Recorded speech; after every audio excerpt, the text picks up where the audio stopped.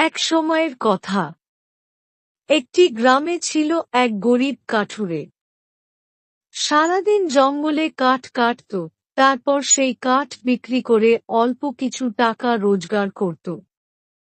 যতই চেষ্টা করুক, তার সংসারে দারিদ্র্য কিছুতেই কাটত না। একদিন কাঠুরে জঙ্গলে কাঠ কাটতে কাটতে হঠাৎ এক জ্ঞানী সাধুর সঙ্গে দেখা হল। সাধু হেসে বললেন, কাঠুরে, তোমার মুখে ক্লান্তি আর কষ্টের ছাপ দেখছি। তুমি কি ধনী হতে চাও? কাঠুরে অবাক হয়ে বলল, ধনী হব কেমন করে? আমি তো সারাদিন কাঠ কেটে খাই।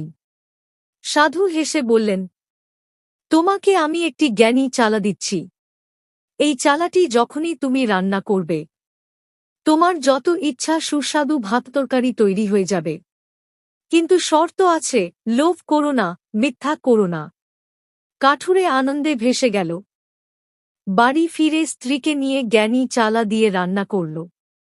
অমনি চালার ভেতর থেকে গরম গরম ভাত, মাছ, মাংস বের হতে লাগল। তাদের সংসারে সুখের হাওয়া বয়ে গেল। কিন্তু সুখ বেশিদিন টিকল না। গ্রামের মোড়ল খবর পেয়ে কাঠুরেকে ডেকে বলল, তোমার হঠাৎ এত ধন কোথা থেকে এলো? কাঠুরে কিছু না বলে চুপ করে রইল। কিন্তু মোড়ল লোভী মানুষ। একদিন রাতে চুপিসারে কাঠুরের ঘরে ঢুকে জ্ঞানী চালা চুরি করে নিল।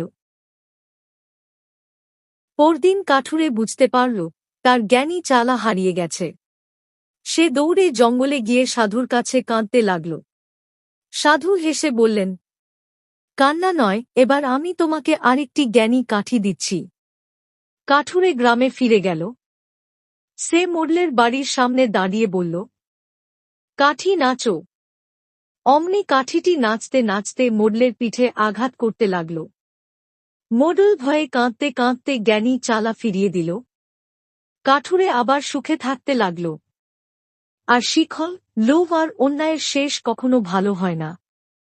নৈতিক শিক্ষা: লোভী মানুষ সর্বদা শাস্তি পায়, আর সৎ মানুষের ভাগ্য শেষমেশ জয়ী হয়।